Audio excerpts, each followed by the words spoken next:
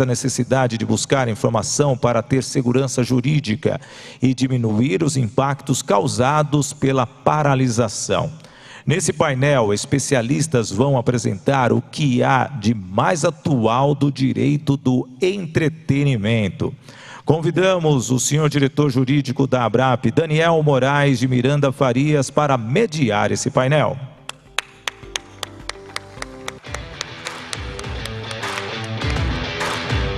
Está chegando dentro de instantes. Mais uma vez os aplausos para o doutor Daniel. Convido também a senhora advogada da Natati Lute Advogados, a doutora Mara Natati.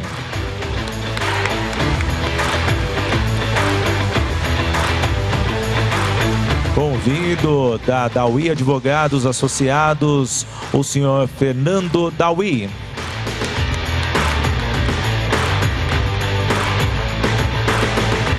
Da Campos Escritórios Associados, convidamos o senhor Marco Antônio Campos, que recebe os aplausos da plateia. E também faz parte deste painel o senhor Wagner Ripper, da Ripper Advogados Associados. Sejam todos bem-vindos e nesse momento, com a palavra o nosso mediador, o doutor Daniel Moraes de Miranda Farias.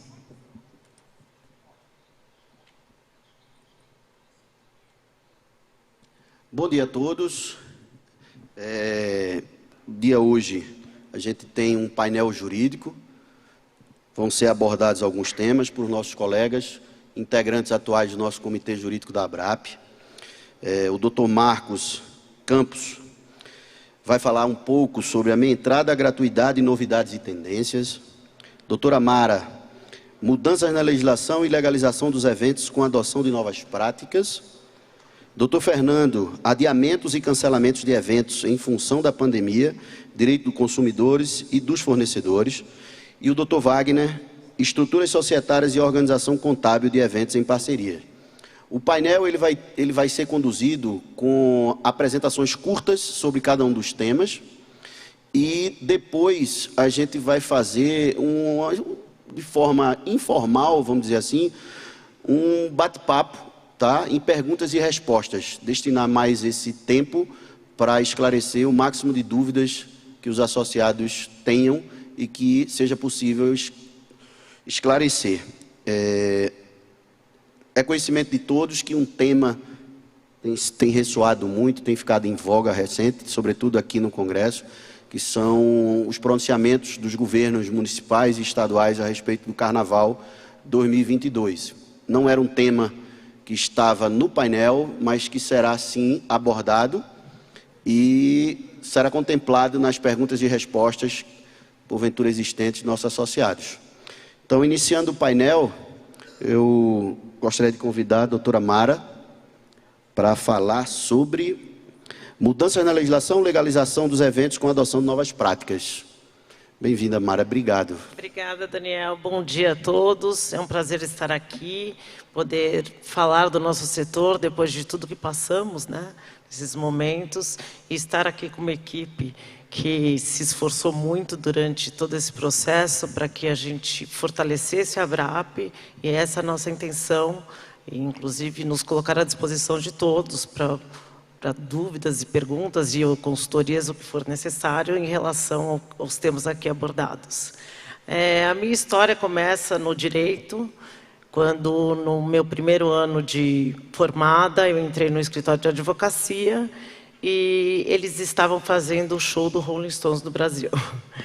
Aquele show que era para ser o primeiro show e tudo perfeito, tudo autorizado, 48 horas antes do evento, foi surpreendido com a visita da seguradora internacional negando o seguro por falta de estrutura hábil enfim, do estádio do Morumbi. Então, nós tivemos que, em uma semana, mudar um show grandioso como o do Rolling Stones para 3 shows no Pacaembu, e nisso começa toda essa história sobre legalizações, eventos, o poder público, a interferência do poder público no nosso poder, no nosso privado, né? E como isso pode ser gratificante ou não, né? Neste caso, nós tivemos que acionar o poder público, pedir a interdição do estádio, colocar toda aquela população de 2 estádios para 3 no Pacaembu, e tivemos que ter esse contato muito próximo com o poder público para realizar o evento. Então, essa minha fala é exatamente para dizer que nós estamos neste momento de novo, né? Um momento de irmos atrás do poder público, exigirmos o que temos, mostrarmos quem somos, né? Para que viemos, o quanto conseguimos capitalizar, né? Em infraestrutura, em turismo, em tudo isso, o nosso profissionalismo, e quanto o poder público tem que olhar para o nosso setor. Ele precisa olhar para o nosso setor, e ele não pode tomar decisões que interfiram diretamente no privado, né? No nosso dia a dia. Então, a ABRAP vem fazendo esse trabalho, e com excelência e com todas as forças que tem, exatamente para isso. Para que a gente possa, de alguma maneira, para que o poder público possa nos enxergar. E dentro da legalização de eventos, durante todos esses anos, né, que estamos na área, pouquíssimos decretos, pouquíssimas normas foram editadas para a nossa categoria. Então, era uma coisa que nós sempre pedíamos, né? Mas como assim? Eu estou fazendo uma legalização do evento, vocês estão me comparando a uma obra, né? Eu estou no Código de Obras, eu sou um evento, eu sou temporário. Isso foi durante anos e anos, né? Sendo os nossos amigos aqui foram provas disso, a gente explicar para bombeiro que tinha uma saída diferente, que tinha um palco, que tinha um backstage, enfim. Então, durante todos esses anos, viemos brigando para isso, para conquistas, né? E vocês também fizeram parte disso, então, colocando todo um investimento privado no público, né? Porque muitas vezes nós temos que providenciar o que está lá fora, porque nunca fomos atendidos, ninguém nos escutou.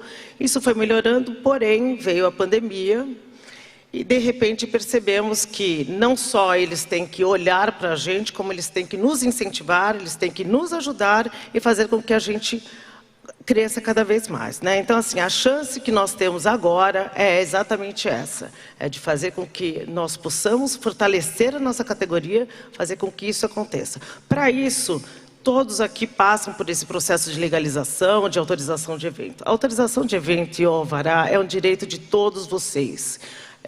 Tendo a documentação hábil, tendo os documentos de segurança em primeiro lugar, óbvio, né?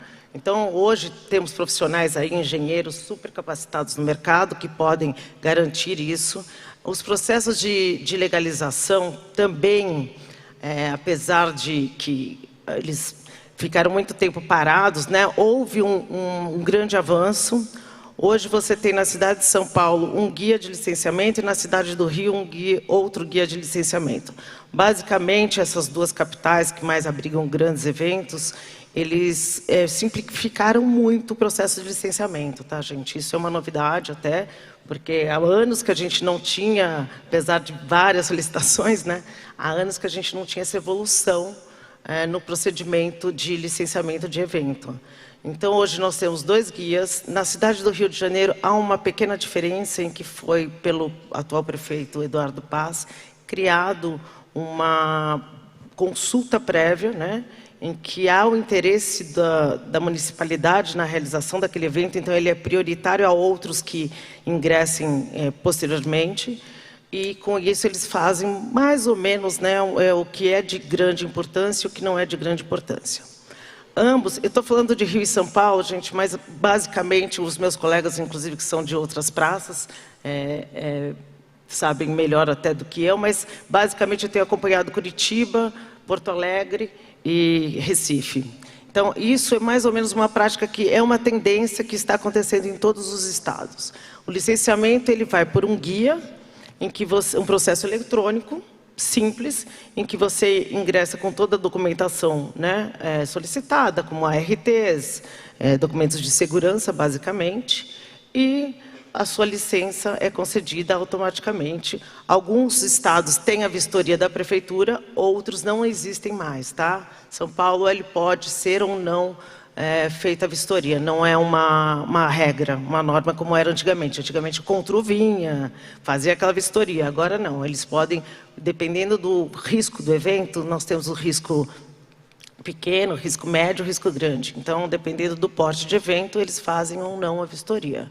Isso também, nas outras classes, eles estão classificando. Porém, todos eles estão exigindo os protocolos sanitários de acordo com a municipalidade, né? Então, em São Paulo, hoje o nosso protocolo é o uso de máscaras, né? É o distanciamento possível, não é obrigatório, mas é o distanciamento possível, é álcool gel, o clássico, que acho que todos aqui, não sei se depois eu posso esclarecer, mas é basicamente esse. No Rio de Janeiro, já eventos abertos já estão dispensados a máscara. Essa é a diferença básica entre eles. Algumas cidades, que estava conversando com o doutor aqui em Florianópolis, já não tem uso de máscara ao ar livre, né? Parece. Então, algumas cidades estão dispensando a máscara. Mas, basicamente, é isso. Do licenciamento, então, a grande mudança é que os processos viraram eletrônicos e não temos grandes mais dificuldades para que isso seja feito. Vocês não precisam contratar muitas pessoas para fazer isso. Porém, continua o problema dos órgãos públicos interferirem no nosso negócio. Então, é neste momento que nós temos que realmente ter um cuidado, mas eu posso garantir para vocês, e aqui os nossos colegas também, nós temos como chegar próximo ao poder público e mostrar que nós temos relevância, nós temos importância para o setor. Então, nós precisamos identificar as nossas necessidades nos eventos, fazer o contato com a prefeitura, cada um em sua localidade, com a Secretaria de Cultura, e mostrar a importância do nosso evento. Eu acho que assim é uma das medidas hoje necessárias para que a gente possa ter um evento bem-sucedido. E em relação a isso, né, a intervenção do poder público no poder privado, que é uma coisa que nós sofremos muito isso há tempos, né? Nós temos até o caso clássico, né, que eles interferem. Coloca segurança, não coloca segurança, faz isso. Eles mandam no nosso evento, né? E o caso clássico é que eles mandam também na nossa bilheteria, que é o caso que o doutor aqui vai explicar para vocês, na nossa meia entrada, né? Clássica, que não é subsidiada e que vem do nosso bolso, mas para o governo, então, mostrar uma política, né? Uma política para que eleitoreira, às vezes, né? Para poder realmente fazer uma doação com o nosso dinheiro, né? Doutor. Eu vou pegar um gancho aqui, antes da fala do Dr. Marcos, alguma coisa que eu venho falando já nas reuniões de diretoria, e é importante falar para o setor. A gente passou 2 anos muito ruins, mas eu sempre tenho por princípio de vida que mesmo nas situações muito ruins, a gente pode extrair coisa boa. Sempre e nunca tivemos acesso aos poderes públicos para tentar organizar a nossa atividade. O setor do entretenimento, ele foi o único na história que resetou, tá? Ele resetou porque ele parou 100%. E, injustamente, nós, e eu me enquadro porque eu vivo disso, e vivo isso, atribuída toda alta de contaminação, sem nunca termos um dia sequer trabalhado durante a pandemia. Então, tudo é o evento. Tudo é o evento. Por quê? Porque a gente remete à aglomeração. Então, protocolos, novas portarias, resoluções, decretos e leis. Hoje o setor, pela junção, e aí eu coloco também, agradeço, num bom sentido, a pandemia, porque foi na pandemia que nós associados, porque eu sou um deles, todos nós, nos juntamos e vimos a força que tem a associação. Então, nesses últimos meses, eu falo principalmente lá no meu estado, Pernambuco, o governo, tanto municipal como estadual, abriu a porta para nos escutar. Porque, infelizmente, nossos governantes, eles não têm a menor noção do setor do entretenimento. E quando não se tem a menor noção do que fazer, se para. não se faz. É por isso que hoje a gente sofre tanto esse risco de fecha, abre, e não vem um protocolo.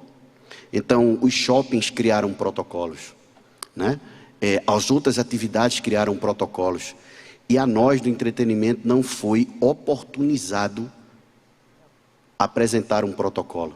Uma coisa que me entristece muito, e eu tenho certeza que a vacinação seria muito mais eficaz se produtores de evento organizassem grandes vacinações em centros e tal. E nunca foi escutado. Então, hoje a ABRAP, ontem eu vi Doreni falando, eu não me lembro qual foi o painel, hoje as audiências públicas procuram a ABRAP, porque hoje a ABRAP ela é identificada como a voz do setor.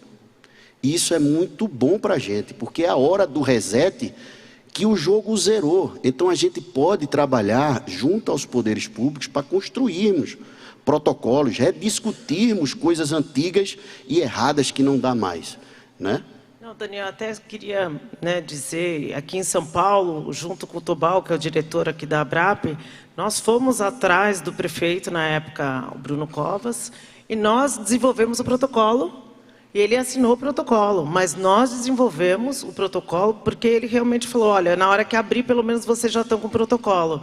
Mas isso foi assim, nós fomos atrás. Então, o que eu quero também dizer com isso é que nós precisamos ir atrás. Isso, nós precisamos ir de encontro com o poder público. Eles dão opinião e nos obrigam a fazer diversos gastos. Nós também temos que fazer com que eles gastem e invistam no nosso negócio. Então, é esse um recado da legalização também do evento, entendeu? E na maioria das vezes, eles recebem com bons olhos, porque as opiniões e os conselhos que o setor dá tem técnica, tem ciência, tem um porquê, não tem nada de política, né?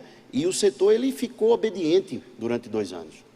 E pensando, o que eu mais fiz foi pensar em como sair, em como isso nunca mais acontecer, porque fechar é solução para quem não pensa, né? E para quem não tem o que propor. Então ele fecha.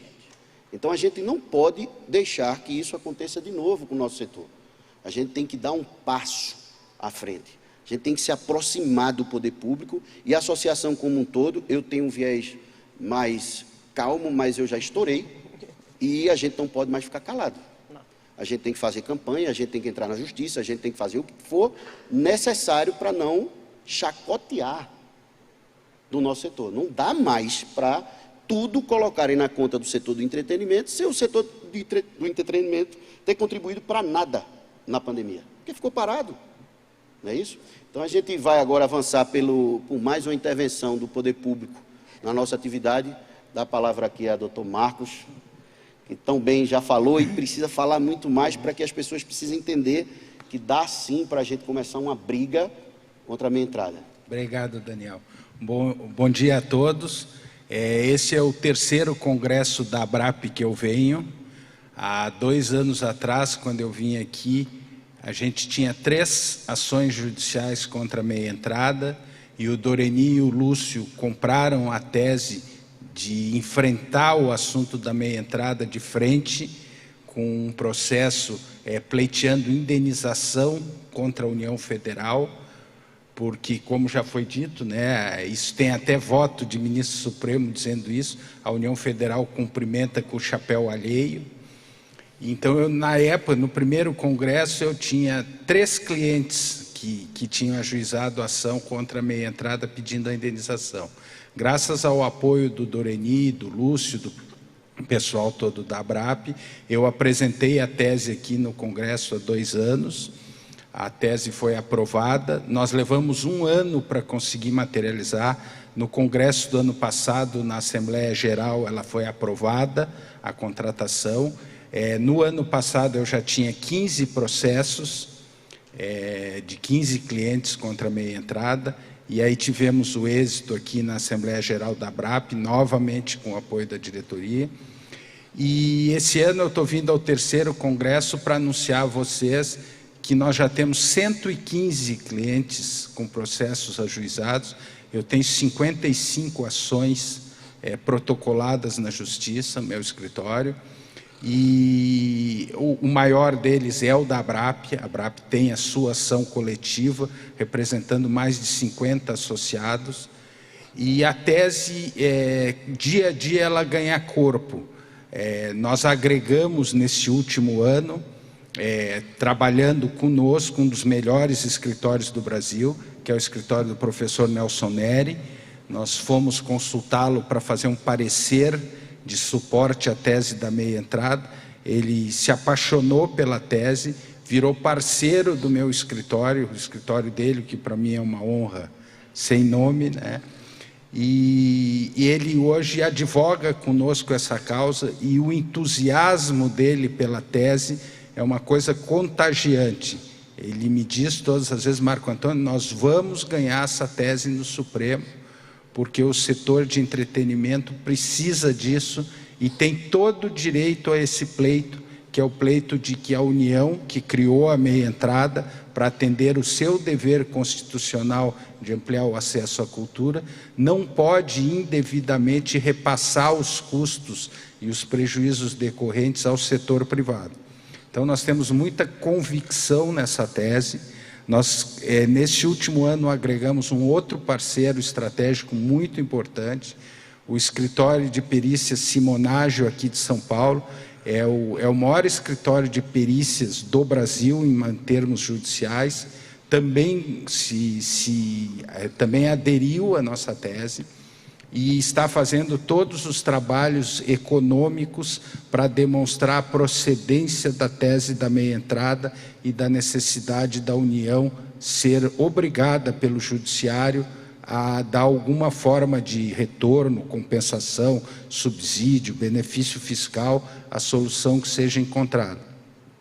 Então, hoje, 2 anos depois da minha primeira vinda aqui, e eu acho realmente impressionante o trabalho da ABRAP como associação de um setor muito forte. Eu trabalho com várias outras associações, mas essa união, essa pujança, esse crescimento ano a ano, quem vem nesse congresso aqui, ano a ano, vê o crescimento que a ABRAP está tendo e a adesão dos grandes players do setor à vida associativa e a importância disso. Eu me congratulo muito, não só com a diretoria da ABRAP, como com o pessoal do comitê jurídico. Eu não sei se vocês têm ideia, mas o que essa turma trabalha, eu, como sou o mais antigo aqui do grupo, eles me poupam muito, mas eles trabalham muito no comitê jurídico o ano inteiro. A ABRAP tem um grupo também só da meia entrada, que é o diretor Lúcio que toca, que também trabalha bastante. Então, vocês podem estar certos que a ABRAP deu um passo fundamental, muito importante, ao assumir essa liderança na contestação judicial do Instituto da Meia Entrada. Nós ali demos um passo decisivo, porque nós estamos encarando o problema de frente. Nós vamos levar ao Supremo Tribunal Federal a questão da meia entrada e nós vamos ganhar uma forma de contraprestação imposta à União Federal, o que depois provavelmente vai provocar a mudança da legislação, mas por enquanto nosso primeiro objetivo é conseguir a imposição judicial à União Federal do dever de arcar com os prejuízos e com os danos decorrentes da política da meia entrada. Nós vamos ganhar isso. Quanto tempo vai levar? 5, 6, 8 anos, mas nós vamos ganhar isso. E os apoios que a gente tem tido na nossa luta e na nossa tese, cada vez reforçam mais essa convicção. Então, quero dizer que vocês deram um passo fundamental enquanto ABRAP para encarar um problema que tem décadas de frente. Eu comecei a trabalhar com o assunto da meia entrada na década de 80, quando as leis eram estaduais, e continuamos enfrentando o problema hoje ainda, né? Então, quero dizer que esse passo foi fundamental. Hoje, nesses 115 clientes que já estão na justiça contra a meia entrada, eu tenho os 8 maiores grupos de cinema do Brasil, eu tenho os maiores clubes de futebol do Brasil, Flamengo, Grêmio, Inter, os clubes de Santa Catarina, do Ceará, liderando isso. Os parques temáticos, na última assembleia do Sindepate foi aprovado que os parques temáticos também vão ingressar com a ação.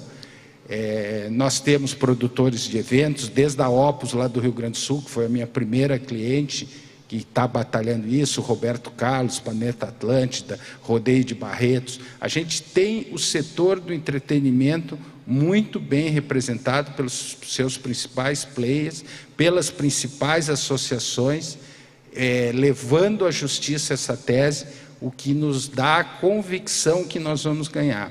E se é um problema que aflige o setor do entretenimento, porque é muito grave, ter uma cota mínima de 40% dos ingressos, sendo obrigatória a venda pela metade do preço, quando muitos espetáculos, inclusive, atingem 60%, 70%, 80% de meia entrada, tendo os municípios e estados ampliando os casos de meia entrada e de gratuidade, que aí é mais brutal ainda, a seu bel prazer, porque é uma plataforma demagógica que os políticos gostam de utilizar, populista.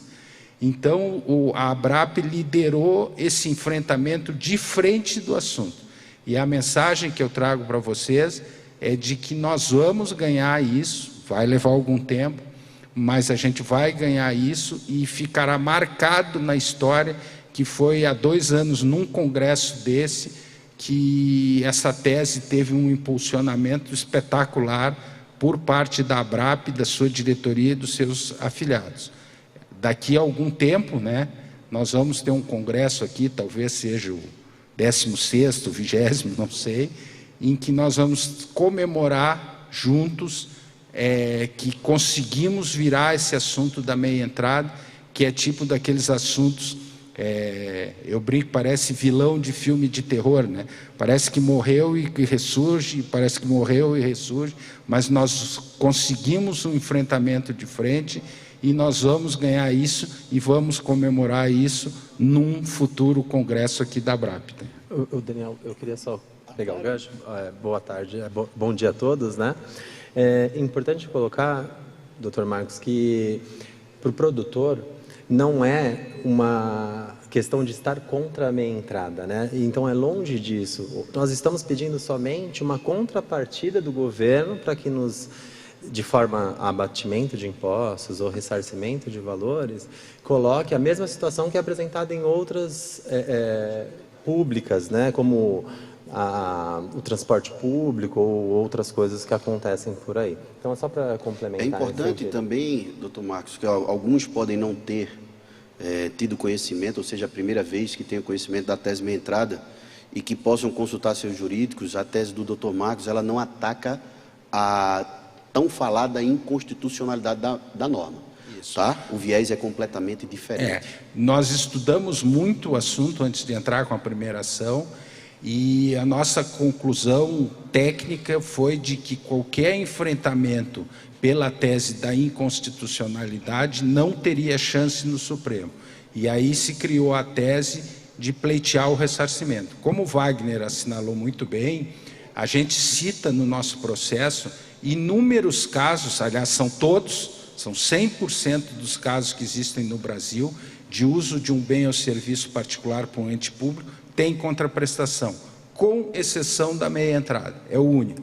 ProUni, transporte coletivo, o SUS comprando vagas em hospitais particulares, o horário eleitoral dito gratuito na radiodifusão, nós citamos todos os exemplos, todos têm contrapartida, com exceção da meia entrada. Então isso reforça muito a nossa convicção. E até eu falei com o Doreni e com o Lúcio que um dos propósitos também de falar é o seguinte: quem não esteve naquela assembleia do ano passado e não está rolado na ação, fique à disposição para nos contatar, que a gente faz a ação para as outras empresas afiliadas à ABRAP, pelas mesmas condições que foi feita na assembleia anterior. E quantos mais nós formos na justiça pleiteando esse direito que nos parece inarredável, mais força a tese vai ganhar. Isso é muito importante. Então, quem quiser falar, tem todos os meus contatos aí na Secretaria do Congresso, pode falar, porque a gente precisa continuar regimentando forças para ter maior chance ainda de ver a nossa tese procedente. Eu quero chegar aqui no Congresso do ano que vem, se hoje a gente está com 115 clientes, eu quero chegar aqui com 200 clientes expressivos. O Wagner também tem um grupo importante de clientes, mas quanto mais players importantes do setor do entretenimento estiverem na justiça contestando não a meia entrada, contestando a ausência de um tipo de contraprestação, maior chance a nossa tese vai ter de ser vencedora. É isso aí. Vamos seguir o painel para depois chegarmos as perguntas e respostas, que são sempre muito interessantes. Agora, doutor Fernando, falando de adiamentos e cancelamentos de eventos, em função da pandemia, algo que nos assombrou bastante, né? No começo, desde lá do TAC e tal, foi complicado. Então, eu vivi muito isso com o doutor Fernando, né? A gente, no comecinho, foi duro, hein? Mas deu certo, deu certo. Bom dia a todos. Quero dizer que é um prazer imenso estar aqui novamente. Prazer gigante fazer parte desse comitê aqui, com colegas tão experientes e com tanto conhecimento na área. Quero lembrar também da doutora Daniela e do doutor Diógenes, que também fazem parte desse nosso comitê, não estão aqui no palco agora, mas é um prazer poder dividir conhecimento, poder somar conhecimento em prol do setor. E quero parabenizar a ABRAP também por esse evento que, como disse o doutor Daniel, todo ano cresce, todo ano fica mais bonito, todo ano com conteúdos mais relevantes. E assim como o Caio Coppola fez no início da fala dele ontem, eu quero dizer que eu me sinto muito confortável em falar para esse público, porque me sinto como um par de vocês. Quando eu tinha 18 anos, eu abri minha primeira empresa de eventos, na época para gerir a minha banda. Eu tinha uma banda de música e produzia eventos pequeninhos, daquele jeito. Então eu vivenciei isso há 2 décadas atrás.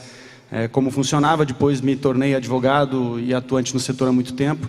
Então, assim, a gente entende, a gente vive a vida de vocês através dos nossos clientes no dia a dia, e sofre às vezes mais do que os próprios clientes. Sofre porque nem todos os problemas têm solução.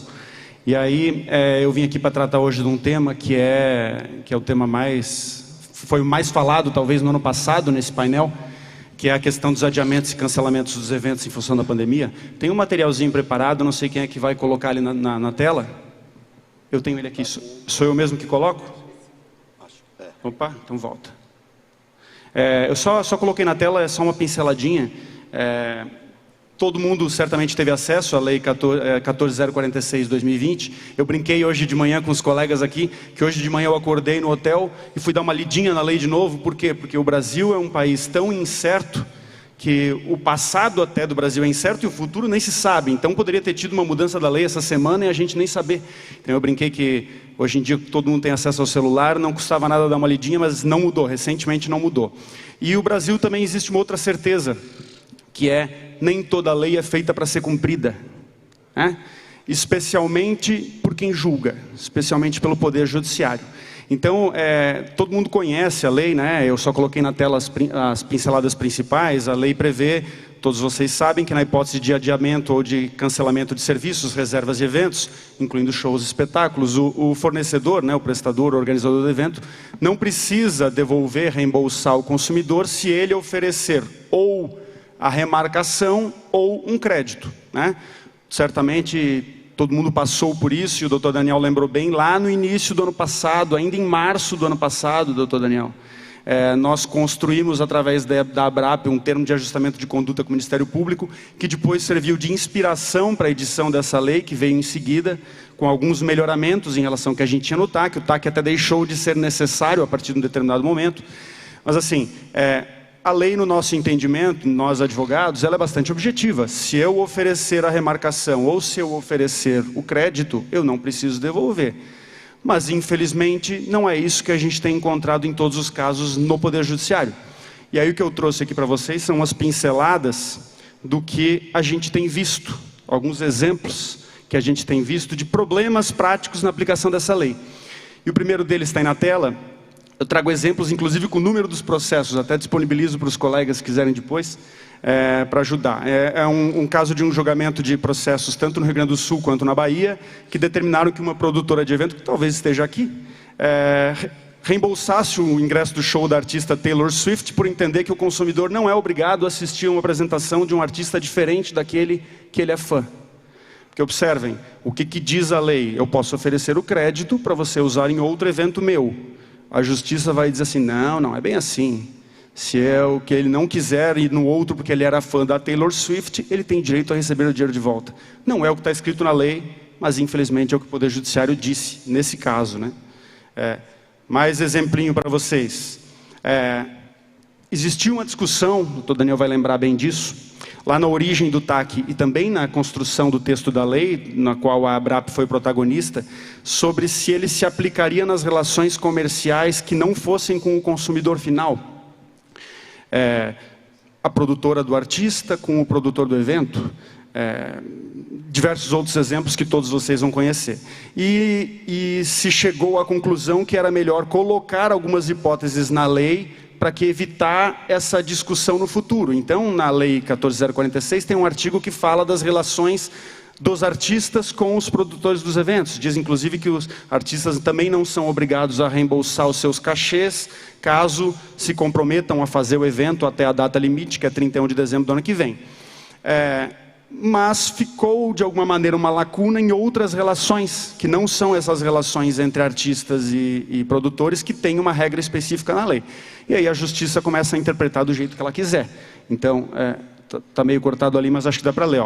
Tem uma decisão daqui do Tribunal de São Paulo que diz, não se aplicam os efeitos da lei a pessoas jurídicas prestadoras de serviço. Nesse caso, deve-se observar as disposições contratuais. É um processo que julga o cancelamento da turnê do ABBA. Ou seja, ele diz, não importa o que está escrito na lei, aplica a multa que está no contrato. Então, assim, faz sentido? No meu entendimento, não faz sentido nenhum. Mas eu quero dizer aos senhores que, infelizmente, já tem um precedente do tribunal, não é nenhuma decisão de primeira instância, do tribunal dizendo isso. Outro exemplo que está ali embaixo, a impossibilidade de obrigar a parte a aceitar participar de uma feira em outra data que não a inicialmente marcada sobre o fundamento do artigo 313 do Código Civil. Também uma decisão aqui de São Paulo. Poxa vida, mas a lei é tão clara. Se eu transfiro a feira para outra data, o meu painelista, o meu expositor, em tese, tem que aceitar a nova data. Não é, infelizmente, o que o Tribunal de Justiça de São Paulo disse em um caso que foi submetido a ele. Então, assim, o meu objetivo não é fazer terrorismo aqui, é só dizer aos senhores que, infelizmente, por mais que exista norma tratando do tema, não é tão claro assim.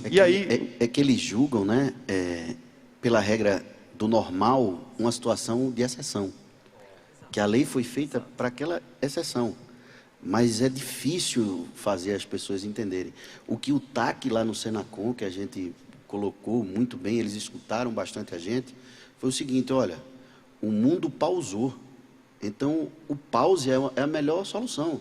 Então, o prestador de serviço pausa, a produtora pausa, o consumidor pausa, a etiqueteira pausa e o artista pausa.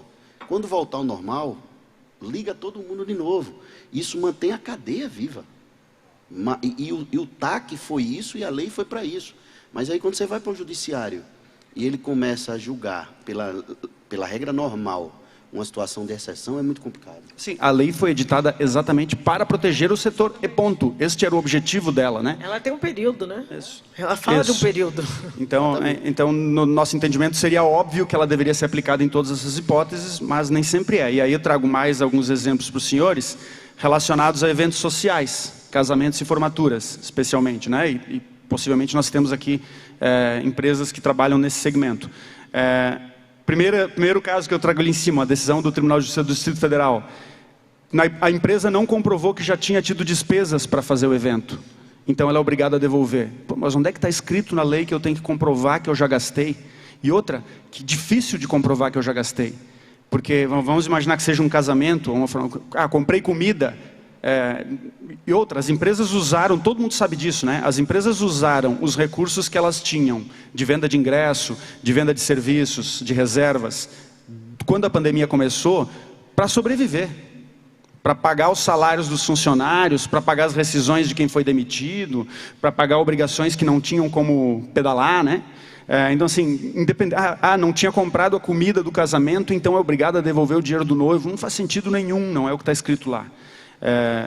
Mas, estou apresentando para os senhores, Outra decisão, essa eu achei absurda. Essa é fantástica. Uma decisão do Tribunal de Justiça do Paraná que determinou a redução do valor da multa, determinou não só que aplicasse a multa do contrato e não a regra da lei, mas que ainda reduzisse a multa contratual, que era uma multa pesada, entendendo que ambas as partes foram prejudicadas. Isso era uma situação de um casamento, se eu não me lembro, se eu não me engano. Então assim, mas a noiva também foi prejudicada porque ela não pôde casar, não tenho dúvida que ela foi prejudicada. Mas se todos os consumidores, se a gente for seguir essa lógica, vamos quebrar o setor inteiro, né? Uma terceira, e aí eu lembro, lá no preâmbulo da lei, da 14.046, ela fala que é para proteger os setores de turismo e cultura. E aí no curso da lei tem um dispositivo que diz quais são os segmentos de mercado aos quais ela se aplica, e remete para uma outra lei que relaciona aí quase todo mundo, né? Do setor, exigindo inclusive um cadastro no Ministério do Turismo para algumas atividades. Eu lembro de ter alertado clientes lá no início da pandemia, disse assim, não tem cadastro no Ministério do Turismo, vamos correr, vamos fazer. Mas diz lá os desembargadores aqui do Tribunal de São Paulo que festa de formatura não se equipara a eventos de turismo ou cultura, portanto não se aplica a lei. Temos um precedente dizendo isso. E a última, essa decisão eu também acho bem preocupante, que dizer, a contratação de evento com finalidade e temporalidade bem definidos, essas particularidades de formatura, referente a determinado turmiano, inviabilizam a remarcação a posteriori. Ou seja, até faz sentido do ponto de vista teórico. A pessoa está terminando a faculdade agora, ela não vai se formar no ano que vem. Mas se a gente for seguir essa regra, quebra todas as empresas que prestam serviço para formatura, porque todas vão ter que devolver todo mundo. Então, assim, mais uma decisão. Quer falar alguma coisa, Mara? Fica à vontade. Tem a previsão da devolução também, após pandemia, né? Isso pode ser negociado. E outra, gente, é um evento de comemoração, de formatura. Eu não estou comemorando hoje porque eu não posso, mas eu posso fazer para o ano, qual é o problema? Eu não estou me formando para assinar e pegar, né, o diploma, é um evento, mas é difícil, eu não culpo, porque não dá para você culpar quem desconhece, né? Infelizmente a gente vai à justiça e juízes, desembargadores, eles desconhecem o setor, né? O poder público desconhece o setor. Então é um pouquinho culpa nossa, sim, né? Do setor, porque a gente precisa se apresentar e explicar, mostrar para que eles possam entender como funciona o setor, né? É isso, aí acontecem algumas barbaridades feitas essas aí. E por último, né, e não menos importante, esse tema não tem passaporte da vacina, né? Eu estou dando esse nome porque é o nome que se usa lá na nossa cidade, que é Florianópolis, mas tem nomes diferentes aí pelo Brasil. Não tem decisão judicial sobre esse tema ainda, mas uma problemática que a gente começou a encontrar, isso é bem recente, é a seguinte: os municípios começaram a exigir a vacinação para a entrada nos eventos de determinado porte, né? Ou seja, o produtor do evento tem que se organizar e exigir a comprovante de vacinação de todo mundo.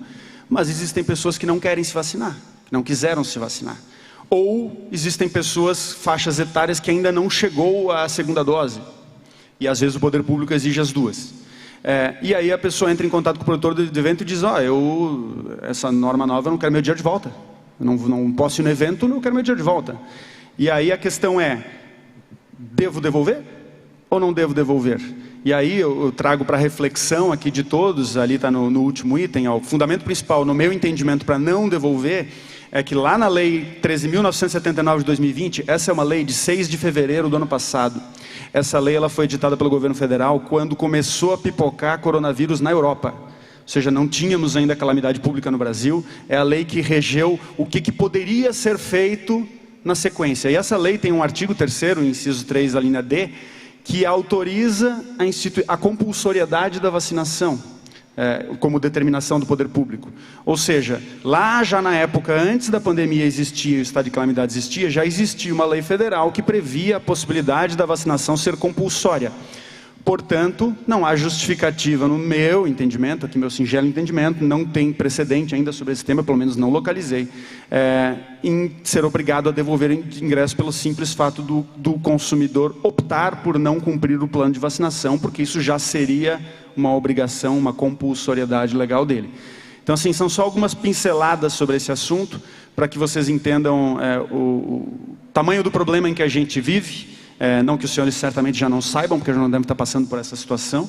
E a gente fica à vontade para outros esclarecimentos depois e para troca de ideias. Obrigado.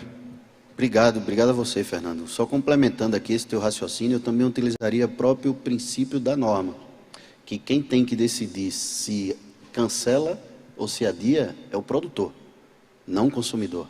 Se o produtor decide que vai adiar... Isso foi uma briga lá no início, né? Deves lembrar que o Senacom disse o seguinte para nós: eu preciso inserir isso no texto do TAC, de uma maneira que fique claro que é um direito do consumidor receber o crédito ou receber a forma, a nova data, né? A forma de escrever é para dar a mensagem de que ele teria esse direito. Mas no final das contas, ele tem o dever de obedecer aquilo que o produtor decidir. Vou cancelar, tenho que devolver. Vou adiar, você vai ter que esperar. Então, no final é isso. Né? Foi um compartilhamento de prejuízo, né? Com base na própria conclusão que um desses precedentes diz: ambos sofreram. Então vamos compartilhar, né? Vamos compartilhar. Então vamos seguir agora para o próximo tema. O Dr. Wagner vai falar um pouco das estruturas societárias e organização contábil de eventos em parceria. Obrigado. Daniel. Bom dia novamente a todos.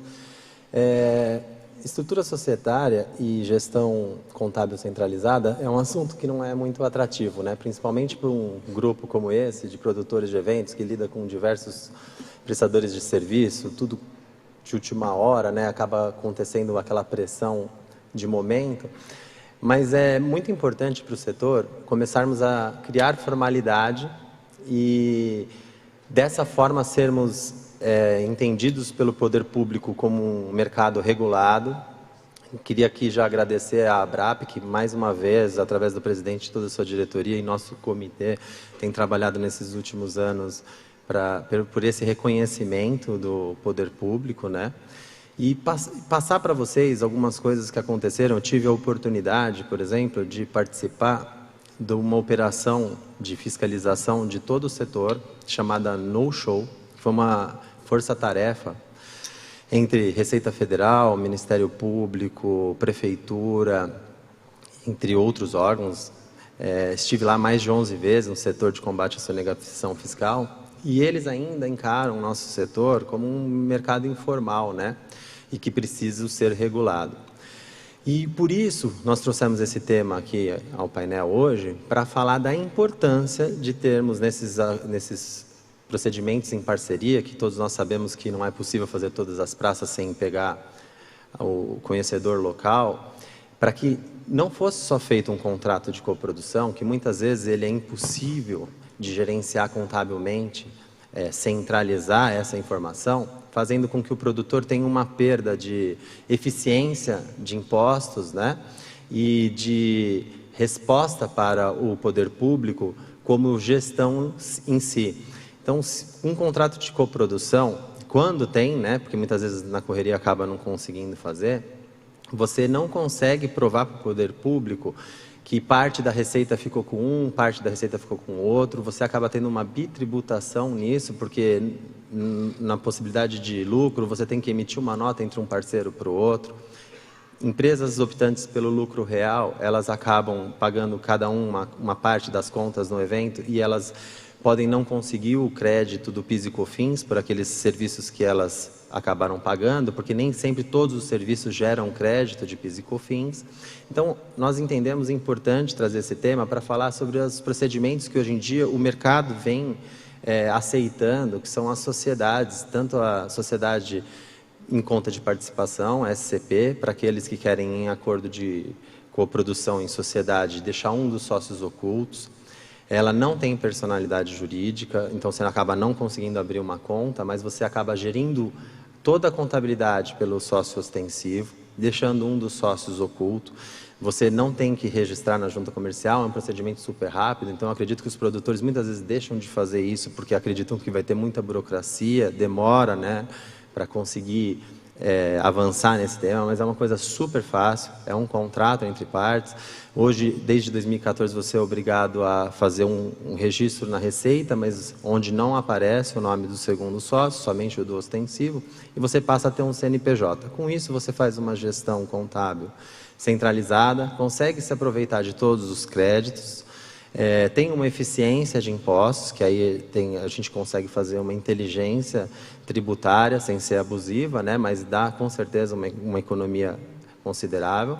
E você também tem a SPE, que é uma sociedade de propósito específico, onde você pode tornar para o mercado claro essa sociedade. Também é uma sociedade super fácil, rápida de ser feita, gerando todos esses benefícios que eu já comentei sobre eficiência de impostos e, inclusive, tirando a bitributação. Por exemplo, aquele parceiro que quer fazer, mesmo com outros parceiros de produção, sociedade, ou principalmente com um artista, você consegue diminuir impostos como advindos do cachê. Quando você contrata um artista, ele paga um ISS sobre o cachê, que é diferente do ISS da bilheteria. Então, a gente acaba tendo uma bitributação ali, porque nós já temos 2 ISS ao mesmo tempo num evento. Você trazendo esse artista para dentro da sociedade, você acaba economizando não só o ISS, como todos os outros impostos federais do cachê, PIS, COFINS, Imposto de Renda e CSLL.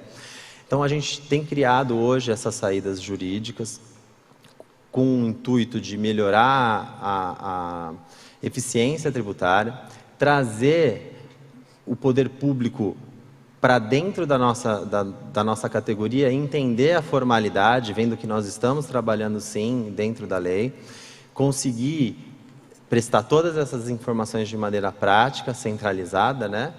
E acredito que sobre o tema de gestão também contábil, a gente tem muitas dúvidas hoje sobre o momento que o produtor deve ter, né, sobre o momento da prestação de contas com o fisco, né? Então, uma das vitórias que nós tivemos na operação No Show, quando a gente acabou indo aí por diversas vezes no setor de combate à sonegação fiscal, nós conseguimos o entendimento por parte do fisco que o fato gerador para a declaração do evento é o momento da execução do show. Então, mesmo que eu tenha aberto as vendas um ano antes, nós conseguimos fazer com que eles entendessem que a declaração mesmo toda para o fisco só se dará no momento da prestação do show, evitando assim um cancelamento, coisas que acontecem no nosso meio do entretenimento. Então, isso foi um grande avanço por parte de todo o nosso setor com o fisco, de tornar a data do fato gerador na execução do evento. E acho que é isso, né? Se vocês quiserem agora abrir para perguntas e respostas. Esse tema aí, Wagner, eu sou alucinado, porque eu fui chamado de maluco quando eu falei de SCP numa mesa de uma coprodução em 2012. E me disseram, cara, isso não funciona no setor. Eu disse, mas por que não? Não, porque não vai ter nota, porque não vai... Estou rasgando, tá, gente? Não, porque não vai ter nota, é lucro real e vai dar merda. Eu disse, cara, mas já vai dar merda do jeito que está. Então, vamos pelo menos organizar aqui para fazer um negócio. Não, isso é maluco, Daniel. Muda de ideia. Como foi mudança de ideia também quando eu comecei a fazer com que os artistas entendessem que o cachê, ele tem que ir com a nota. E eu não tenho que cobrar mais porque eu estou mandando a nota. O tributo é meu. Não, não pode, meu cachê é 100, mas com nota é 130. Eu disse, como assim? Tá maluco? Então, assim, mudou muito. Ô, Daniel, em 10 anos. Eu faço uma brincadeira que por isso que o nome é imposto, né? Pois se pudesse escolher, chamava voluntário. Voluntário, exato. Se chama imposto, então, imposto. Isso é complicadíssimo. E aí, muitas já, eu posso dar exemplos de alguns eventos. O Garota VIP, ele é na SCP, o Vila Mix foi SCP, e dentre outros grandes eventos que passaram a ser SCP. Os benefícios da SCP são fantásticos, e uma das polêmicas que eu tenho em SCPs, quando é um show só, não um festival, tá? É que a maioria das SCPs que vêm sendo constituídas, elas vêm adotando a sistemática do lucro real. E uma das maiores despesas que a SCP teria é o cachê. Então, se o artista entra como sócio, acaba aquela despesa. E aí, com o lucro real, a base fica muito grande. Então, eu vim adotando há um tempo um contrato, onde é um contrato de cachê, cujo sistema de remuneração é diferente. Não é que eu seja sócio, porque tem uma outra polêmica também, tá? O artista, ele diz o seguinte, olha, a minha remuneração é percentual de bilheteria. Eu não sou sócio do evento. Então, eu não me responsabilizo pelo que acontece no evento. E isso acontece muito, tá? Quando há um show que acontece alguma coisa, o artista acaba sendo incluído no polo passivo da ação. Ele, como eu tenho clientes dos dois lados, eu entendo um pouquinho a visão dos dois. Então, é importante esclarecer para o produtor que há uma diferença entre o artista ser sócio do evento e o artista receber o cachê como parte de bilheteria. É só o critério de remuneração. Há uma bitributação? Há.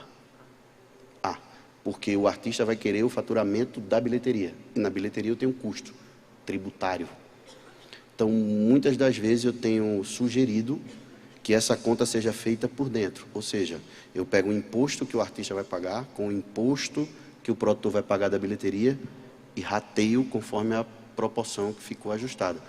É uma estratégia de ficar justo, né? Porque o ideal seria fazer a SCP. Eu me encontro essa dificuldade, porque a maior despesa é o cachê, e todos têm visto para colocar no lucro real. Né? Daniel, um grande ponto que eu acho que todos devem enfrentar aqui, produtores, é que o artista muitas vezes não quer entrar na sociedade por medo desses reflexos, ações judiciais e tal. Mas aí que está, a modalidade da SCP, ela protege a identidade do artista, ficando a linha de frente mesmo, o produtor do evento como sócio ostensivo. Então você regulariza perante a Receita toda a sociedade, não ficando num contrato de coprodução, que isso é questionável. Você deixa uma maximização dos ganhos com os tributos, porque você consegue tirar todo o cachê isento de tributos e protege a identidade do artista. Então, hoje nós estamos criando mecanismos, aqui somos apaixonados aí pelo direito do entretenimento, todos que estão aqui trabalham há anos pensando em saídas para resolver o nosso setor, que fazendo um paralelo, hoje ele sofre muito, não só esses 2 anos, mas com impostos em cadeia, que outros setores não têm isso, como por exemplo a construção civil. A construção civil, ela não paga ISS sobre todos os seus prestadores de serviço, ela vem pagando em cadeias. Então vamos lá, eu tenho um VGV, eu faço uma obra de 100 milhões de reais, mas aí eu contratei o pessoal da fundação. Quem paga o ISS sobre a fundação é a empresa da fundação. Contratei janela, contratei diversas outras fases, eles vão pagando seu ISS e a consultora paga apenas pelo final, a diferença entre o valor cobrado e o custo de produção. Nós não temos isso no nosso setor, o que seria muito bom, porque no nosso setor, hoje, vocês contratam piso, palco, iluminação, som. Então, seria muito importante nós termos essas vitórias. E nós estamos tentando migrar para isso, através da ajuda aí, como já dito, pelo nosso presidente e toda a diretoria, que tem feito bastante interlocução com o poder público. Mas hoje não tem por que nós não migrarmos para as sociedades entre artistas e coprodutores e minimizar os efeitos que esses impostos atuam no lucro do evento, né? É importante entender tudo isso, inclusive porque antigamente, né, não sei se aí o pessoal é bem antigo, mas quando abriram as primeiras casas de espetáculos em São Paulo, a SAP era uma modalidade para contratar, para estar na casa de espetáculo. E ninguém aderia, né? Porque dizia, não, eu vou abrir uma sociedade com o proprietário da casa de espetáculo, como assim, né? Então, assim, a evolução das nossas leis também levam agora a solidificar o que o Wagner está falando, que essa é a melhor opção, sim. E eu sempre indico, gente, eu não sei aí se vocês estão gravando, então cuidado, editem, por favor, mas eu não vou deixar de dizer que a SCP, para mim, é melhor, porque ela nasce e ela morre. Show bom é o que começa e o que termina na hora que o artista sai do palco. E quando morre, fica mais difícil. né? Então eu faço a sociedade, faço meu evento, pago todos os impostos e termino ela. Então, quando ela morre, ela morre. Então, alguns vícios morrem com ela, né? Como tudo na vida, as qualidades e os vícios morrem com ela. E a SPE, ela se perpetua. Então, salvo aquelas coproduções que são contínuas, né? Ou seja, ele é meu parceiro e a gente faz 4 eventos por ano. Se não der tanto trabalho, eu ainda indico a SCP. Mas eu entendo a SPE nesse caso, porque eu prefiro quando a gente constitui e depois termina. E vai embora. Nós costumamos indicar a SPE, como você bem disse, né, para projetos duradouros, ou quando nós temos liminares judiciais também, que senão nós teríamos que renovar todas as vezes. Como nós atuamos muito no mercado internacional, então, por exemplo, nós temos diversas ações judiciais com liminares para não pagar impostos. Aí, nesse caso, elas são melhores na SPE, porque eu não preciso ingressar todas as vezes, como no caso da SCP. Mas eu não tenho dúvida também que para um artista é melhor a SCP. Para ele entrar na sociedade, protegendo a imagem dele, porque o risco iminente dele, a minha imagem, eu não posso ter problema. Então, seria uma SCP, mas acho que é muito importante para vocês que são aí as celebridades aqui do nosso debate, que fazem acontecer shows, como bem o Daniel disse, se tivesse na mão dos produtores de evento a vacinação, a gente já teria vacinado a todos, né? Porque vocês são maestros que orquestram muito bem essa produção maçante de um evento em poucas horas, mas eu acredito que com toda essa eficiência nós podemos focar em minimizar impostos para obter lucros, entendeu? Isso é importante, tem que ter esse planejamento. Eu vou puxar aqui vou botar lá 5 a 10 minutos para a gente trocar umas tapas aqui sobre um assunto que vem incomodando muito desde ontem, na realidade desde segunda que eu cheguei aqui, o tema é só isso. Cancelamento de carnaval, cancelamento de carnaval, cancelamento de carnaval, né? Não é novidade para todos do setor que alguns governantes, sejam estaduais ou municipais, vêm se pronunciando sobre os eventos de carnaval.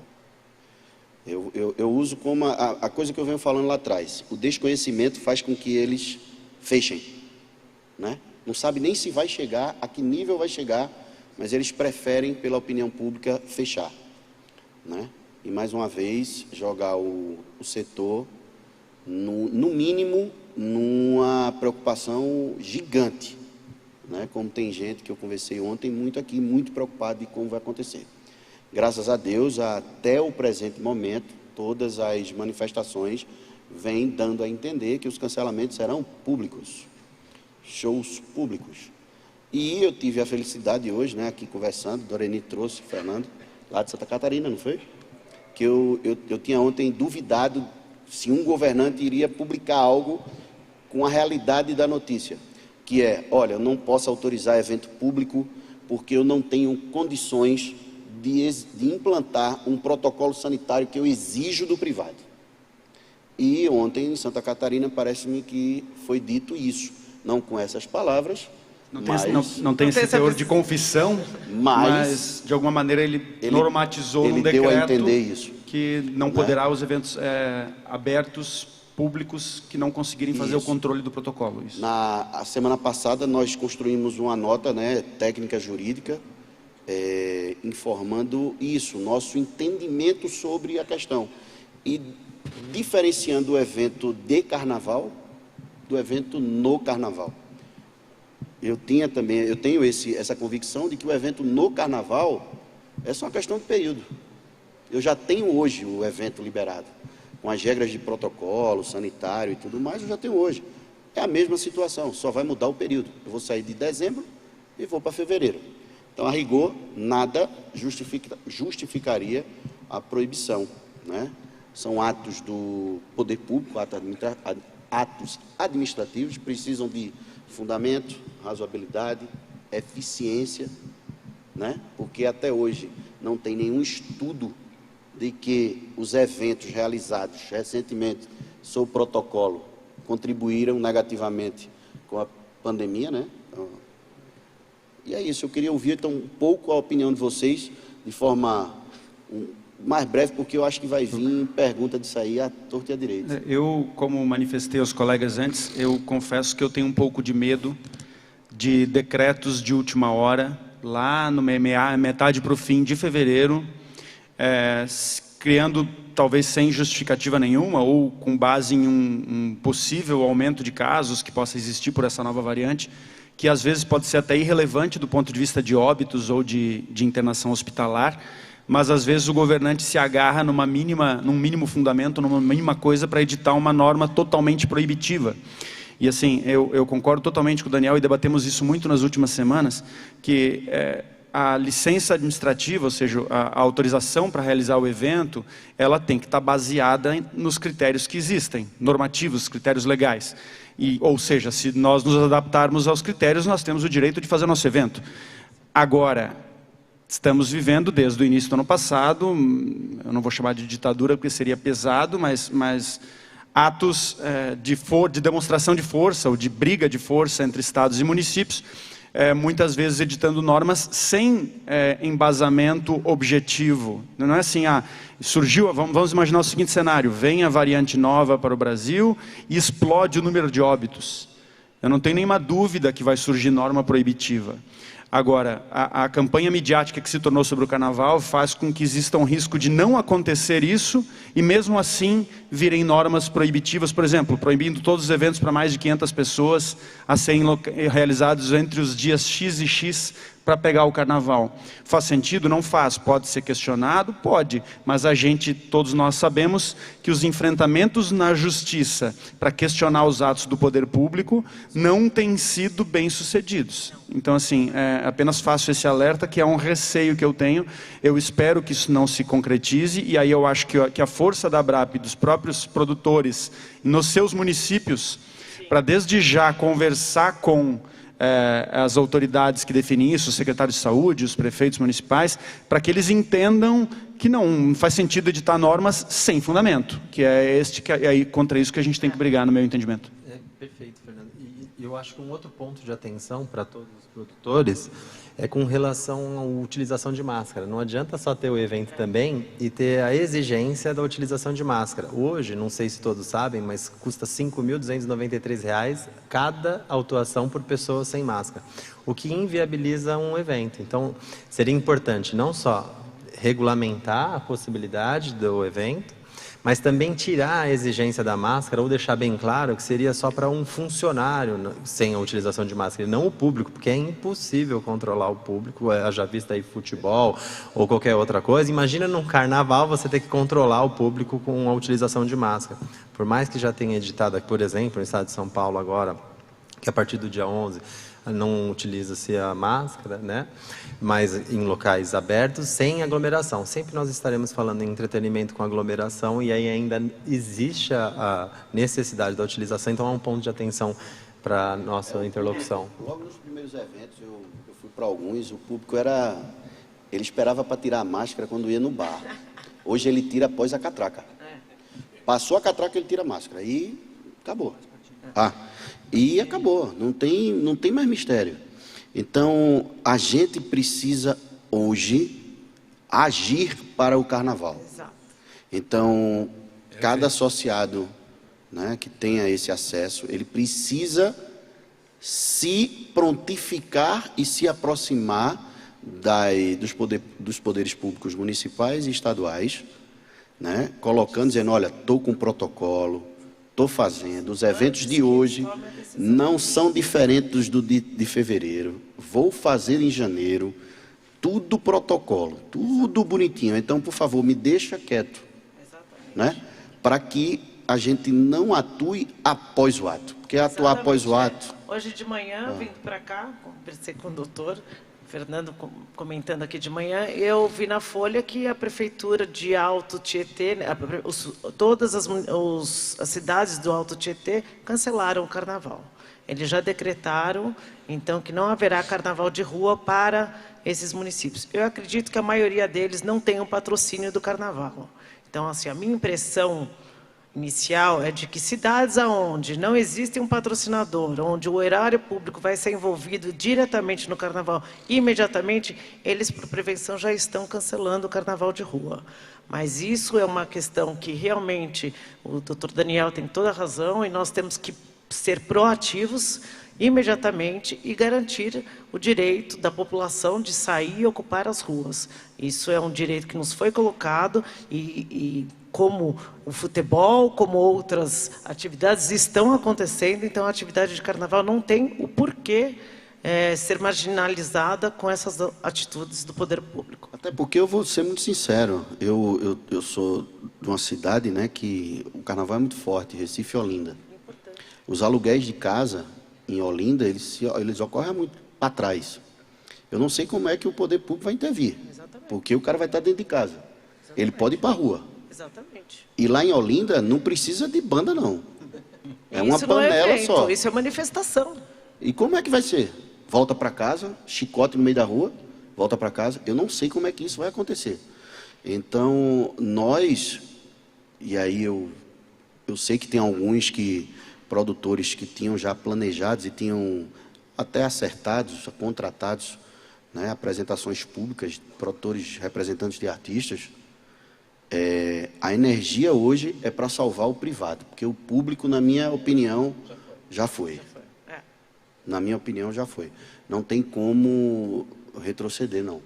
A gente tem que salvar o privado. Então, quem tiver, contem conosco, o que precisar, entre em contato, a gente ajuda no que for possível.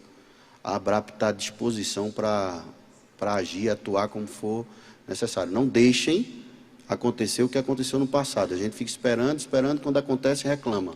Não dá mais. Não podemos mais ter legislação no nosso privado. Temos que nós legislarmos agora. Eu não sei se é possível, mas nós poderíamos criar um e-mail, né, do pode. jurídico carnaval@jurídicoabrap, para que todos os produtores mandem sugestões, vou pedir para perguntas. criar esse e-mail, né?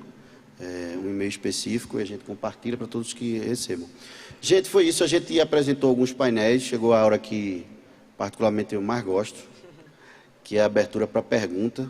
E, se a gente souber, a gente responde. Se não soubermos, a gente responde depois. É assim que funciona, né? A gente não vai inventar nada. Na verdade, eu vou fazer os primeiros apontamentos, depois abro para perguntas aqui. Não está ouvindo? Não estamos te ouvindo. Rapaz? Não, para cá está ouvindo bem. Vocês não estão ouvindo aí nada aí? Não. Muito baixo. O problema é no retorno. Oi. Colocar o microfone da plateia no nosso site aqui. Oi. Obrigado. Doreni, você consegue ficar de pé também? Porque a câmera pega você para você ir para a internet. Só lembrando isso, por favor. Consigo. São 2 apontamentos, também para estimular o debate aí, depois as perguntas vêm nessa linha. O primeiro deles, referente ao comentário do Dr. Wagner, da questão da base de cálculo dos impostos do ISS, dizendo que a gente ainda não tinha precedente aqui no Brasil.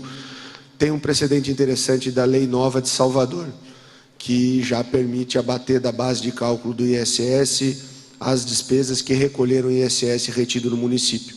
Então, é um tema interessante. De prestadores de serviço de outros municípios. Sim. Que é um tema interessante e tal, estimula as pessoas a recolherem os impostos no local de prestação de serviço, principalmente atrações e tal, e faz com que isso caia o custo do ISS da cabeça. O segundo tema é novo, e eu não li o decreto ainda, mas, enfim, saiu um decreto aqui de uma das cidades, de um associado importante nosso aí, que é o Bloco do Urso, e o cara fez o decreto proibindo o privado. Agora aí o carnaval acabou de ser cancelado, agora faz 2 horas aí, 3 horas. Então, eu queria que vocês discutissem um pouquinho quais são as medidas possíveis no caso de medidas um pouco mais irracionais, como é o caso dessa, que é a base da nota técnica jurídica, mas para dar uma instrução um pouco mais prática, do tipo, tá, e se acontecer, o que eu faço? Então, são só 2 provocações aí para complementar. Excelente painel, aberto a perguntas aí para vocês. Um abraço. Doreni, eu já te pediria para compartilhar isso conosco, esse decreto, que aí, quando sair daqui, a gente debate. Mas eu acho que a medida de ataque tem que ser imediata. imediata. Qual é a cidade? Bloco do Urso é onde, Doreni? Santa Rita do Sapucaí, Minas Gerais, é isso?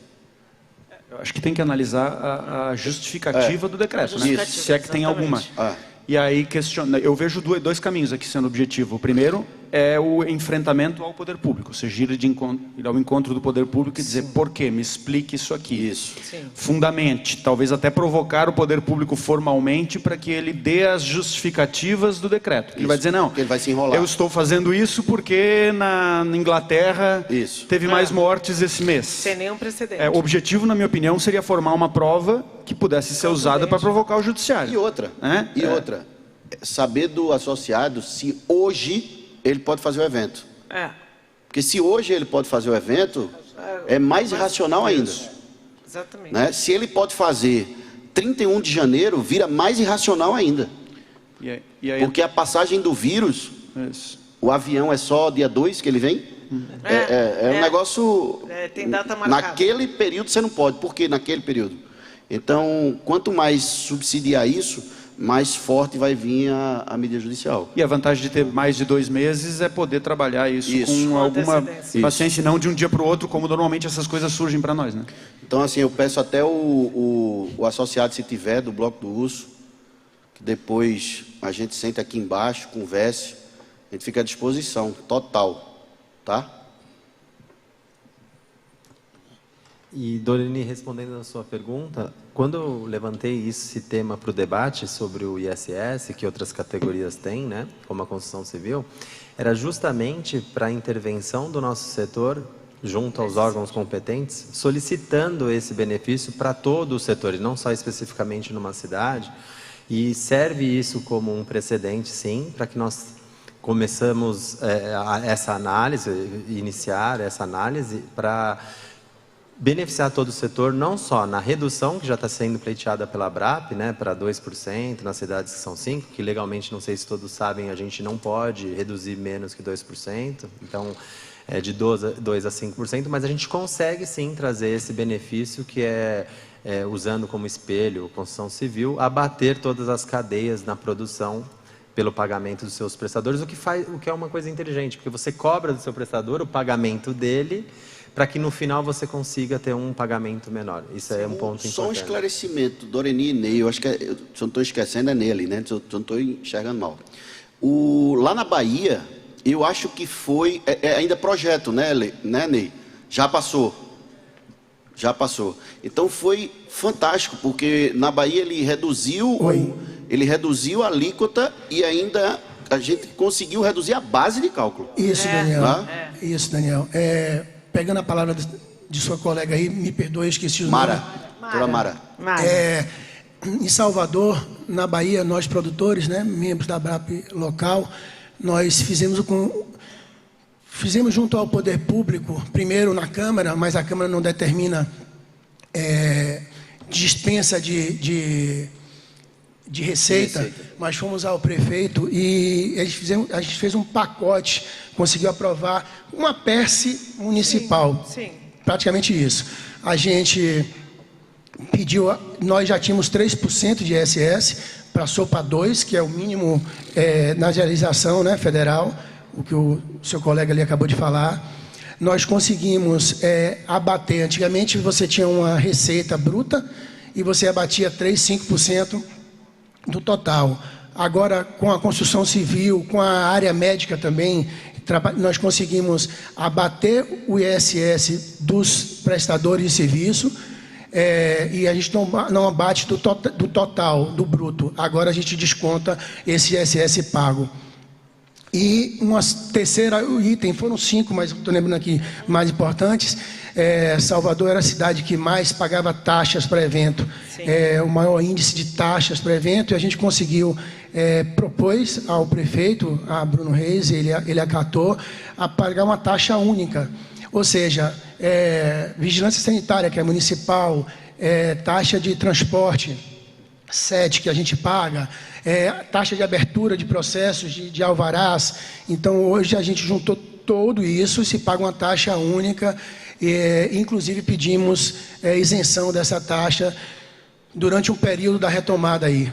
praticamente em Salvador. Perfeito. Essa questão do ISS é engraçado e foi muito inteligente, porque eu até aposto, né, que a maioria dos prestadores de serviço, né, som, iluminação, segurança, tal, eles não são localizados nas capitais. Eles procuram um município cuja alíquota é menor.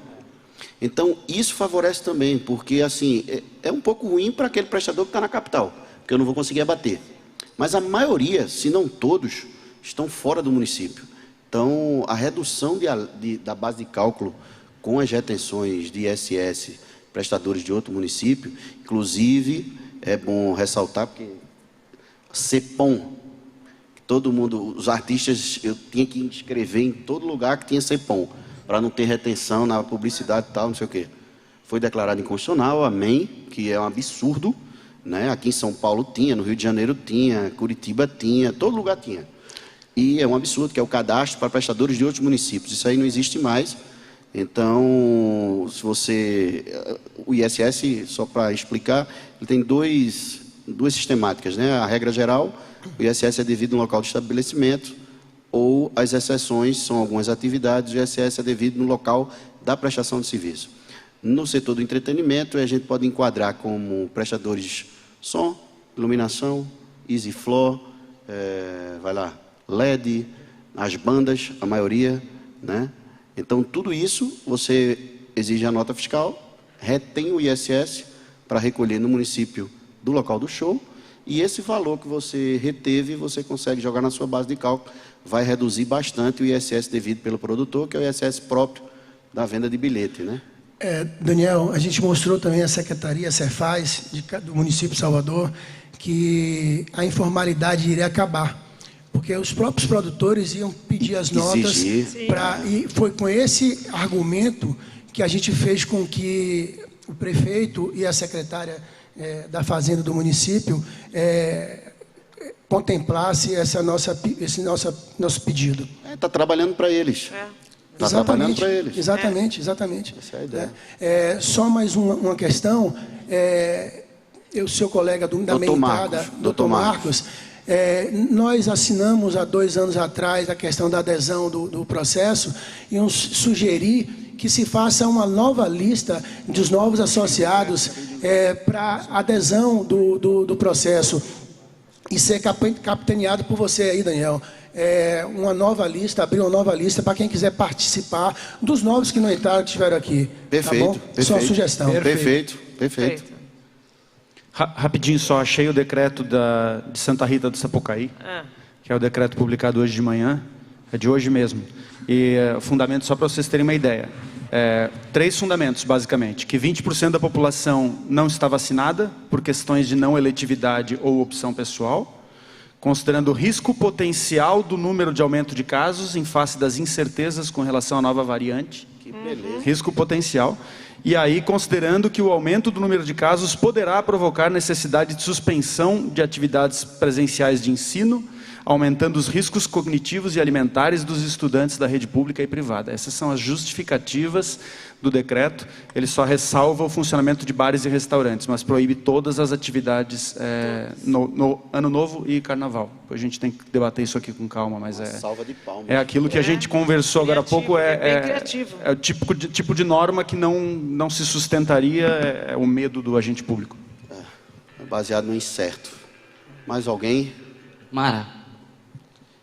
O que eu vou falar agora Como é teu nome? Desculpa. Leandro. Oi, Leandro. O que eu vou falar agora é o que acontece no Rio de Janeiro. No Rio de Janeiro, você falou de licenciamento e legalização. No Rio de Janeiro, a gente sofre muito por legalização e licenciamento. A gente vai na prefeitura, a prefeitura joga a gente para o bombeiro. A gente vai no bombeiro, a prefeitura joga a gente para a polícia civil. A gente vai na polícia civil, joga a gente para a guarda municipal. E por que eles fazem isso? Para a gente ficarem na mão deles. Isso é automaticamente um abuso de poder. E com a ABRAP aqui, seria legal se a gente tivesse um profissional onde ele pudesse auxiliar ou até criar também uma plataforma, um aplicativo de pelo menos esse básico, né? De ir nos órgãos e a gente poder preencher esses dados. porque a legalização e o licenciamento, ela tem outras áreas. Vou te dar um exemplo. Fiz uma visita técnica no Parque dos Atletas, onde era o realizado o Rock in Rio, e o professor lá na visita técnica falou, ele mostrou, né? Tem uma vala lá gigante, e essa vala, quando está chegando próximo do Rock in Rio, era tampada, entendeu? Então, assim, não é só essas legalizações aí que eu falei. Então, se o produtor não sabe desse ponto, imagina realizar um evento gigante desse e no dia chegar lá e falar, não, essa vala aqui tinha que ser tampada. Então, a gente precisa bater esse ponto da legalização e do licenciamento para a gente não sofrer esse tipo de abuso e covardia que as autoridades fazem com a gente. Exatamente. Seu nome é? Leandro. Leandro, só vou esclarecer uma diferença entre o termo de permissão de uso de um local público, privado, que é o caso ali, porque ali cada parte do Parque dos Atletas, um é dono de cada parte, é uma confusão muito grande aquele estabelecimento, e as autorizações propriamente ditas.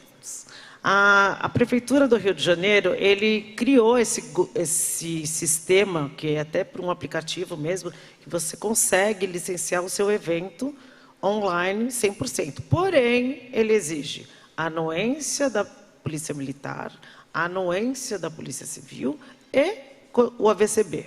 Hoje o AVCB não está atrelado diretamente à autorização, mas se você não tiver AVCB, você não vai ter seguro para o seu evento. Então você não vai ter evento, né? Então, praticamente porque o AVCB ele é de órgão estadual, né? Do Corpo de Bombeiros.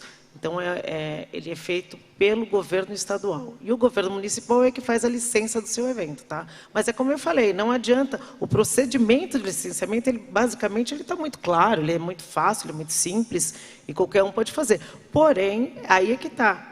Realmente o relacionamento com os órgãos públicos que está a nossa grande questão. E aí é onde a BRAP, onde nós, profissionais, já ajudaremos todos em cada praça a exatamente ter essa facilidade com os órgãos. Aqui, agora com a retomada, né, não há interesse da polícia e da Polícia Civil facilitar qualquer procedimento, porque eles realmente devem ter várias funções, eles não conseguem dar conta nem do que eles conseguem fazer, mas eles precisam enxergar a gente, eles precisam enxergar a importância do nosso setor, e é neste lugar que agora nós estamos, entendeu? Nessa retomada, é realmente fazendo com que todos nos escutem novamente e que esses procedimentos sejam mais fáceis e claros entre o produtor e o poder público. E que todos nos atendam, porque nós somos importantes, nós trazemos renda, nós somos evoluídos, nós temos profissionalismo na área. Então, isso é muito importante. Aqui no meio? Aqui ali, ó. Tem duas pessoas pedindo. Eita, tem um lá em cima. Aqui no meio, tá me ouvindo? Oi, sim. Aqui. Consegue me focar aí? Não sei, senão eu fico de pé. Conseguiu, beleza. Bom, eu sou o Leandro, sou jornalista, sou editor da Agenda Cultural SP. Eu queria comentar sobre carnaval e sobre minha entrada. Sobre carnaval, eu sou envolvido há mais de 10 anos com a organização do Carnaval de Rua daqui de São Paulo. E quem atua nisso sabe que o Carnaval de Rua, no caso desse ano, são 867 eventos cadastrados junto à Prefeitura, que cada bloco de rua é como se fosse um evento independente, só que ele sai na rua com o apoio técnico da Prefeitura de banheiro, gradil, segurança, etc. Por que eu estou falando isso?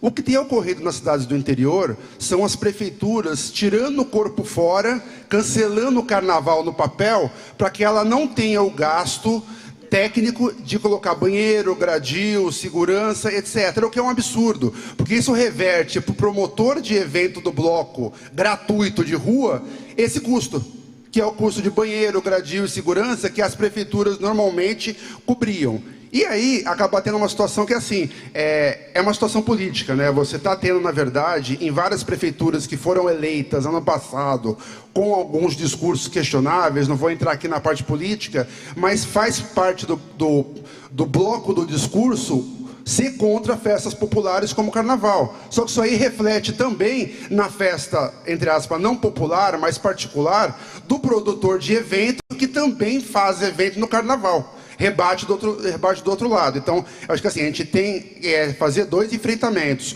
O jurídico que os senhores muito bem colocaram, mas também tem que ter um enfrentamento político nas câmaras municipais dessas cidades que se declararam cancelando, entre aspas, o carnaval, para discutir com as prefeituras isso, porque em muitos casos esse cancelamento não é sanitário, ele é um cancelamento político e econômico da prefeitura tirando o corpo fora para não ter o gasto que ela necessariamente precisa ter. Não quer dizer que o bloco não vai sair na rua, não quer dizer que o bloco particular, né, o evento particular de carnaval não vai ocorrer. Então a gente precisa tentar fazer esses dois enfrentamentos. Ontem, inclusive, eu ia fazer uma pergunta, não deu, para os patrocinadores, porque tem muita empresa que não está querendo hoje fechar um contrato de patrocínio de um bloco de carnaval porque pega mal, porque ela está achando que para a imagem dela vai ser ruim, porque tem um monte de cidade cancelando. Será que eu vou me envolver com esse bloco de carnaval? Teve a Itaipava aí cancelando já patrocínio. Então esse é um ponto que eu queria só pontuar para os senhores. Uma outra questão agora,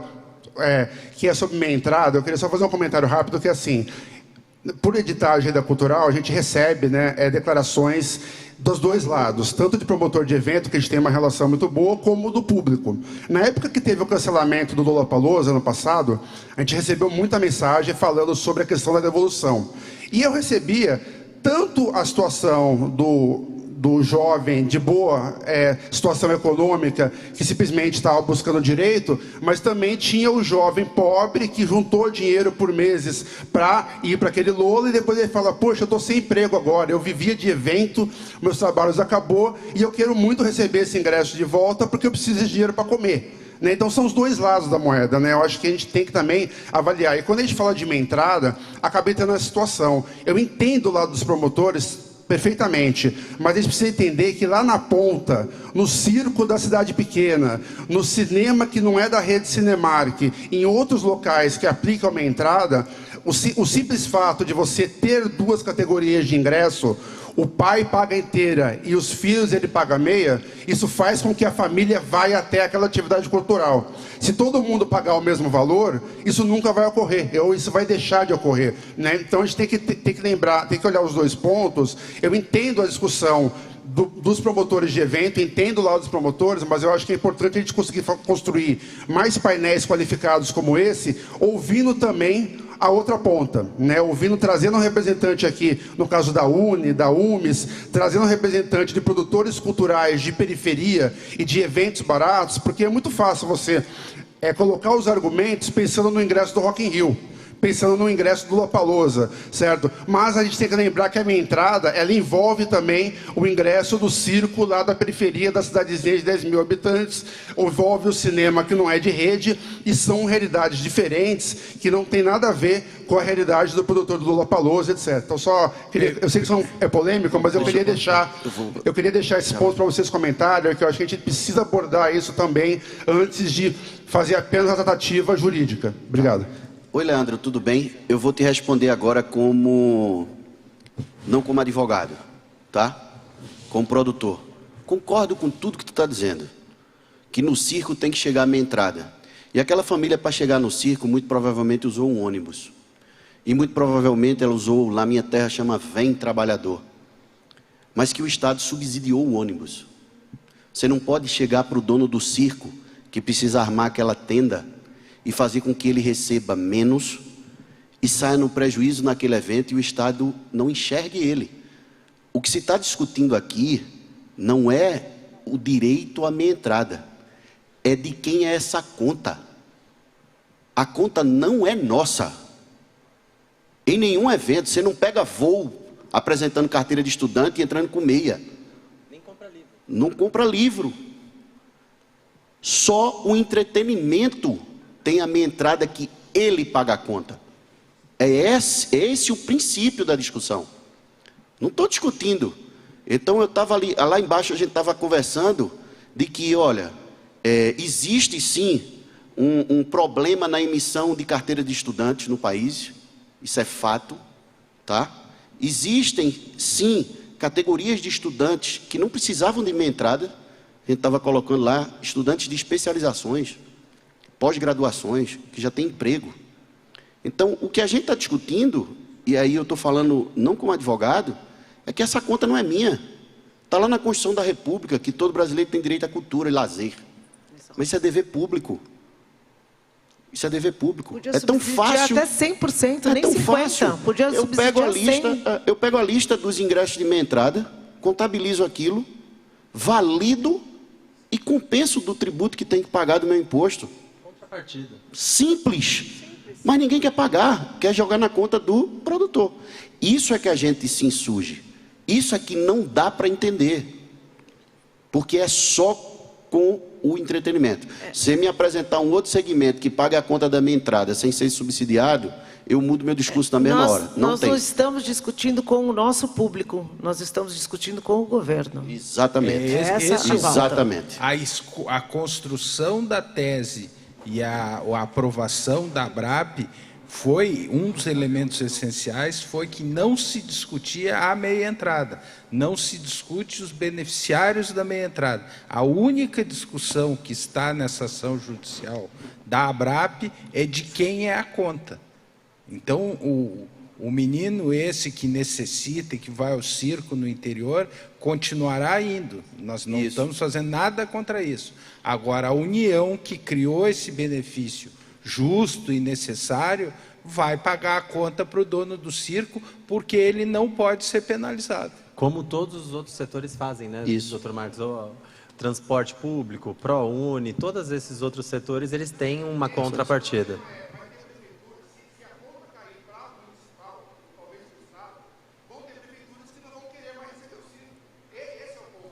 Perfeito, Leandro, mas aí e a gente que não aguenta? Não, mas, Leandro, mas é para a União, né? É para a União, desculpe, tá? Leandro, Isso nós estamos falando da União. É a União, né? Nem prefeitura, 4 nem Estado. categorias que a União criou: estudante, portador de necessidades especiais, idoso e pessoa carente. Esses 4 aqui que a lei federal criou. Esses 4 aqui, a União vai ser condenada a indenizar os produtores de eventos e vai continuar. Bom, a União elegeu uma 5ª categoria. Não tem problema, pode acrescentar, mas ela vai ter que indenizar. Pessoal, eu estou sendo cobrado aqui para encerrar, por isso que eu disse que as perguntas e respostas eram... aí é com cerimonial, eu fico aqui até 5 horas. Olha, eu vou abrir para uma pergunta para a moça de azul, mas eu não posso ter você explanando toda a ideia. Você tem que ir direto na pergunta, porque realmente estamos com o tempo esgotado. Nós temos almoço, nós temos a Expo, então nós temos um cronograma para seguir e nós somos profissionais de eventos. Então, conto com você. Bom dia a todos e muito obrigada por ter aberto para essa última. Meu nome é Flávia, falo de Aracaju, Sergipe. Minha empresa é Conceito Soluções Esportivas e eu venho falar 2 coisas. Uma é sugerir ter uma vertical eventos esportivos e segundo, poder contribuir um pouco com a tese de Dr. Marcos, que ele disse que ainda está em construção, e quero compartilhar com vocês a nossa questão sobre gratuidade e meia entrada. Eu até cheguei a falar no webinar essa semana sobre esse tema, não sei se Daniel lembra. E qual é a questão? Circos, cinemas, shows, os idosos, os estudantes, os PNEs, PCDs, né? Eles assistem, né? E no caso de eventos esportivos, não estou falando de futebol, não estou falando de assistir um evento esportivo, e sim participar. É corrida, né? Isso. Corrida. Aí o que acontece? Ele utiliza kit, então camisa, medalha, ele utiliza kit lanche, ele utiliza não só a estrutura do evento, mas, e a gente não tem contrapartida a isso, nem de prefeitura, nem de governo estadual ou federal, e temos muitos impostos, né? Então, é só uma contribuição, não é nem pergunta. Eu acho ótima a tua contribuição, sem dúvida se enquadra na hipótese do nosso processo e terá um argumento até mais importante, porque como ele utiliza o kit de alimentação integral, o kit medalha integral, ele não tem nenhuma justificativa para pagar a meia entrada. Mas, de novo, vai se enquadrar na nossa tese, que não pretende retirar o benefício dele, porque a gente reconhece que é importante socialmente, mas sim que a União Federal, que criou esse benefício, e é importante salientar, para atender uma finalidade constitucional da União, que ela arque com o prejuízo ou custo para o produtor do evento esportivo. No caso da Flávia, da corrida, talvez não seja nem meia entrada, talvez seja gratuita. Exatamente. Quando faz mas ela a conta, pode separar o serviço do ingresso. Flávia, vocês acabam cobrando a metade do preço? Ou vocês dividem o que é serviço e acabam tendo um valor diferenciado, mas não chegando à metade? O microfone está chegando porque nós estamos transmitindo pela internet. É muito fundamental lembrar isso também. Então, cada regulamento é diferente, mas o que acontece? Nós temos vários tipos de kit, que é com camisa ou sem camisa, e para o idoso, que geralmente a gente cobra meia entrada, e para o PCD gratuidade, a gente só cede a participação, sem sacolinha, sem camisa, mas ele utiliza da medalha, que está mais de 50% mais caro agora no retorno, ele utiliza de toda a estrutura e do kit lanche, que também fica em média 10 a 15 reais, dependendo do evento. E a gente acaba que tem um impacto, né? Com certeza. É isso. E estamos impactados com o tempo. Eu estava quase acionando um advogado para me ajudar aqui, né? Mas os 5 estão na nossa tribuna de honra, sem dúvida, Daniel, a Mara, o Fernando, o Marco, o Wagner. Eles teriam milhares de perguntas para responder, mas com certeza eu acredito vai ficar para um próximo congresso, porque nós temos muitos temas ainda.